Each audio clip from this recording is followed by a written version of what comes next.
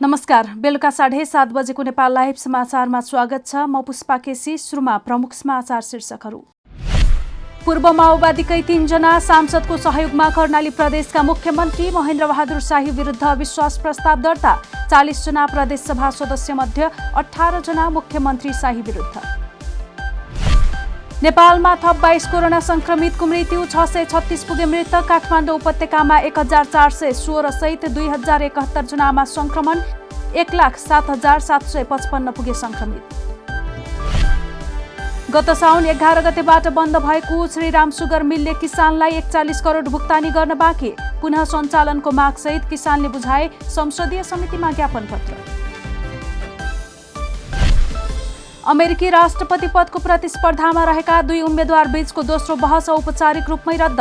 राष्ट्रपतीय बहसमा अनिच्छुक रहे पनि चुनावी र्यालीका लागि तयार रहेको ट्रम्पको भनाई। र हिरो आई लिग फुटबल छनौटमा नेपाली स्ट्राइकर अभिषेकको 2 गोलमा मोहम्मदेनको जित। एआरएएफसी 4-1 गोल अन्तरले पराजित।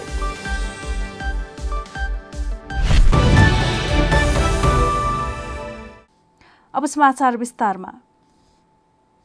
कर्णाली प्रदेशका मुख्यमन्त्री महेन्द्र बहादुर शाही विरुद्ध 3 जना पूर्व माओवादी समूहका नेताको सहयोगमा सत्तारूढ नेकपाकै सांसदले अविश्वास प्रस्ताव दर्ता गरेका छन्।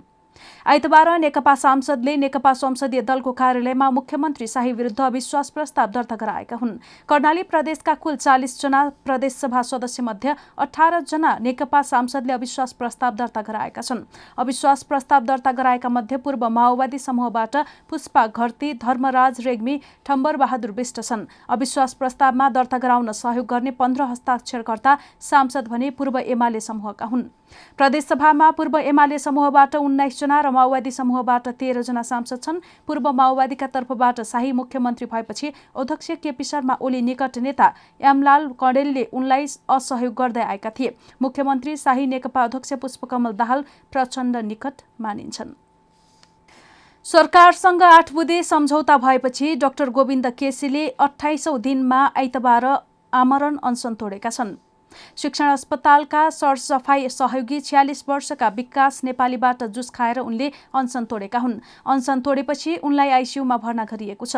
शनिबार राति सरकारी पक्ष र डाक्टर केसी पक्ष बीच वार्ता भएपछि 8 बुँदे सहमति भएको हो। उनले गत भदौ 29 गते जुम्लाबाट अनसन थालेका थिए। सरकार र डाक्टर केसी बीच प्रदेशमा सरकारी मेडिकल कलेज तथा स्वास्थ्य विज्ञान प्रतिष्ठान स्थापना गर्ने, कोभिड-19 को उचित व्यवस्थापनका लागि पीसीआर परीक्षणको विस्तार गर्ने, अन्य बिरामीको उपचारका लागि सरकारी अस्पतालहरूको क्षमता विस्तार गर्ने, बैलपाटा अस्पतालमा निःशुल्क स्वास्थ्य सेवा प्रवाह गर्न, बजेटको व्यवस्था गर्ने लगायत विषयमा सहमति भएको छ। डाक्टर केसीका 6 बुँदे मागका 6 वटा सहमति छन्। 7 नम्बर बुँदामा उक्त सहमतिलाई सम्बन्धित निकायमा लैजाने र 8 नम्बर बुँदामा अनसन तोड्ने विषय उल्लेख छ। नेपालमा शनिबार एकै दिन 22 जना कोरोना संक्रमितको मृत्यु भएको छ। यो सँगै नेपालमा कोरोना संक्रमित मृतकको संख्या 636 पुगेको स्वास्थ्य तथा जनसंख्या मन्त्रालयका प्रवक्ता डाक्टर जागेश्वर गौतमले जानकारी दिएका छन्। यस्तै 24 घण्टामा देशभर 12,427 जनामा गरिएको पीसीआर परीक्षणमा 2071 जनामा कोरोना संक्रमण भएको छ। यो सँगै देशमा कुल संक्रमितको संख्या 1,07,755 जना पुगेको छ। हाल देशभर 31,315 जना सक्रिय संक्रमित छन्। 13,649 जना संस्थागत आइसोलेसनमा छन् भने बाँकी होम आइसोलेसनमा छन्। यस्तै थप 1,552 जना कोरोना संक्रमण मुक्त भएका छन्। यो सँगै नेपालमा 75,804 जना कोरोना संक्रमित उपचारपछि निको भएका छन्। यसैगरी काठमाडौँ उपत्यकामा 1,416 जना कोरोना संक्रमित थपिएका छन्। मन्त्रालयका अनुसार काठमाडौँमा 1,145, ललितपुरमा 161 र भक्तपुरमा 110 जनामा कोरोना संक्रमण देखिएको छ। यो सँगै काठमाडौँ उपत्यकामा कोरोना संक्रमितको संख्या 41,789 पुगेको छ। यसैगरी काठमाडौँमा कोरोना संक्रमितको संख्या 33,700 छ। ललितपुरमा 4,649 र भक्तपुरमा 3,434 पुगेको छ। त्रिभुवन विश्वविद्यालय व्यवस्थापन संकायले मङ्सिर तेस्रो हप्तादेखि परीक्षा लिने बताएको छ। त्रिभुवन विश्वविद्यालय केन्द्रीय परीक्षा सञ्चालन सम्बन्धी समिति मिति 2077 असोज 6 गतेको बैठकबाट स्थगित गरिएका सम्पूर्ण परीक्षाहरू आफ्नो अनुकूलता हेरी सम्बन्धित डिनको कार्यालयले सञ्चालन गर्न सक्ने भनी निर्णय भएको थियो। नेपाल सरकार मन्त्री परिषदले परीक्षा सञ्चालनको लागि कोभिड-19 को स्वास्थ्य सम्बन्धी मापदण्ड पालना गरी विश्वविद्यालयले रोकिएका सबै परीक्षा गर्न सक्नेछ भन्ने निर्णय गरेकोमा 2077 मङ्सिरको तेस्रो सातापछि स्थगित स्नातकोत्तरको परीक्षा सञ्चालन गरिने डिन कार्यालयद्वारा जारी सूचनामा भनिएको छ। कोरोना भाइरसको महामारी फैलिन नदिन सरकारले चैत 5 गते लकडाउन गरेको थियो। लकडाउनका कारण भइरहेको परीक्षा पनि स्थगित भएको थियो। मूल्य अभिवृद्धि करमा दर्ता भएर समयमै विवरण र कर नबुझाउने 29,447 करदाताको नाम सार्वजनिक भएको छ। आन्तरिक राजस्व विभागले समयमै कर विवरण र बक्यौदा नबुझाउने उनीहरूको नाम सार्वजनिक गरेको हो। उनीहरूले 2075 असार मसान्तसम्मको कर विवरण तथा कर रकम तथा त्यसको 50% ब्याज बुझाएमा उनीहरूको बाँकी बक्यौदा मिना हुने व्यवस्था चालु आर्थिक वर्षको आर्थिक ऐनमा छ।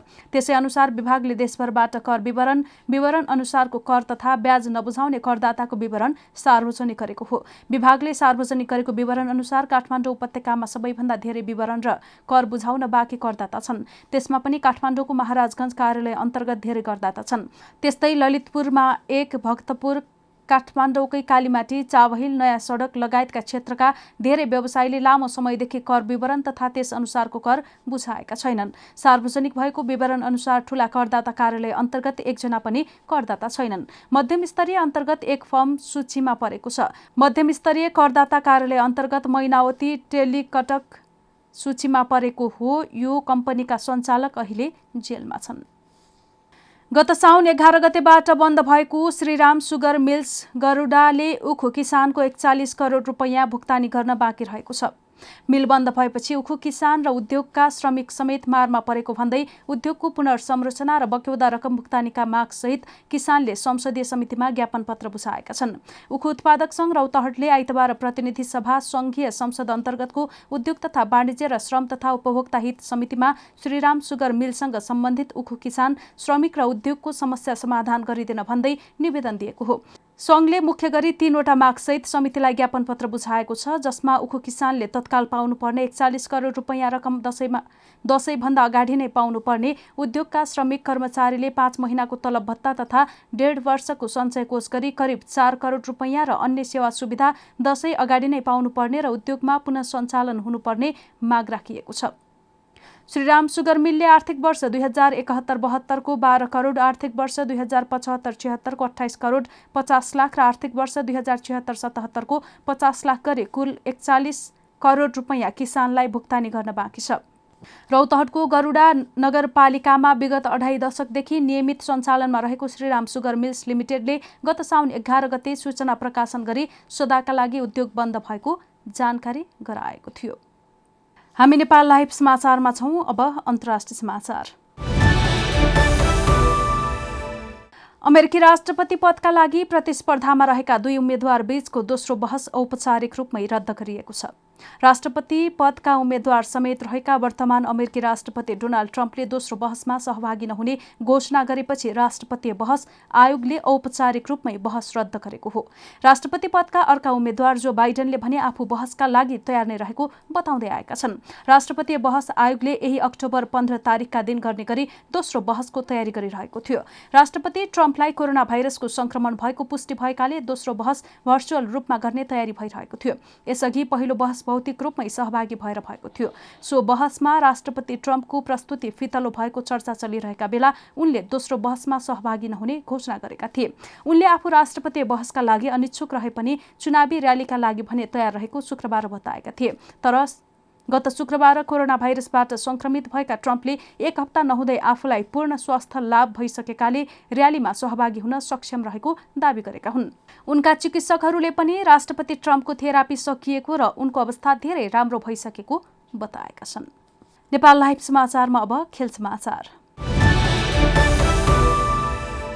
नेपाली स्ट्राइकर अभिषेक रिजालको 2 गोलमा मोहम्मदेन स्पोर्टिङ क्लबले हिरो आई लिग फुटबल छनौटमा जित निकालेको छ। आइतबार दिउँसो भएको खेलमा मोहम्मदेनले एआरएएफसीलाई 4-1 गोल अन्तरले पराजित गरेको हो। मोहम्मदेनको जितमा अभिषेकले 2 गोल गरे, त्यस्तै फयेज र डियोन प्लाजाले गोल गरे। यता एआरएएफसीका लागि मनोजले गोल गरे। सुरुवाती अग्रता भने एआरएएफसीले बनाएको थियो। खेलको चौथो मिनेटमा नै मनोजले गोल गर्दै एआरएफसीलाई अग्रता दिलाएका थिए, तर खेलको 12औं मिनेटमा प्लाजाले गोल गर्दै मोहम्मदेनलाई 1-1 गोलको बराबरीमा पुर्याए। खेलको 20औं र 44औं मिनेटमा नेपालका अभिषेकले गोल गर्दै मोहम्मदेनलाई 3-1 गोलको अग्रता दिलाएका थिए। खेलको 88औं मिनेटमा फयजले गोल गरेपछि मोहम्मदेन 4-1 गोलले विजय भएको हो। आई लिग दोस्रो डिभिजन लिग खेल्न नेपालका राजेश परियार र अभिषेक रिजाल मोहम्मदेन स्पोर्टिङ क्लबमा अनुबन्धित भएका थिए। राजेशले भने खेल्न पाएका छैनन्। फाइनल चरणमा 5 टिम छन्। मोहम्मदेन, भवानीपुर, एआरएएफसी, गढवाल एफसी र बेंगलुरु युनाइटेड मध्ये शीर्ष टिम 2020-21 को आई लिगमा पुग्नेछ। नेपाल लाइभ समाचार सकिएको छ। समाचारको अन्त्यमा प्रमुख समाचारका शीर्षकहरू फेरि एकपटक। पूर्व माओवादीकै 3 जना सांसदको सहयोगमा कर्णाली प्रदेशका मुख्यमन्त्री महेन्द्र बहादुर शाही विरुद्ध अविश्वास प्रस्ताव दर्ता। 40 जना प्रदेश सभा सदस्य मध्ये 18 जना मुख्यमन्त्री शाही विरुद्ध। नेपालमा थप 22 कोरोना संक्रमितको मृत्यु, 636 पुगे मृतक। काठमाडौँ उपत्यकामा 1416 सहित 2071 जनामा संक्रमण, 1,07,755 पुगे संक्रमित। गत साउन 11 गतेबाट बन्द भएको श्रीराम सुगर मिलले किसानलाई 41 करोड भुक्तानी गर्न बाँकी। पुनः सञ्चालनको मागसहित किसानले बुझाए संसदीय समितिमा ज्ञापन पत्र। अमेरिकी राष्ट्रपति पदको प्रतिस्पर्धामा रहेका 2 उम्मेद्वार बीचको दोस्रो बहस औपचारिक रूपमै रद्द। राष्ट्रपतीय बहसमा अनिच्छुक रहे पनि चुनावी र्यालीका लागि तयार रहेको ट्रम्पको भनाई। र हिरो आई लिग फुटबल छनौटमा नेपाली स्ट्राइकर अभिषेकको 2 गोलमा मोहम्मदेनको जित। एआरएएफसी 4-1 गोल अन्तरले पराजित।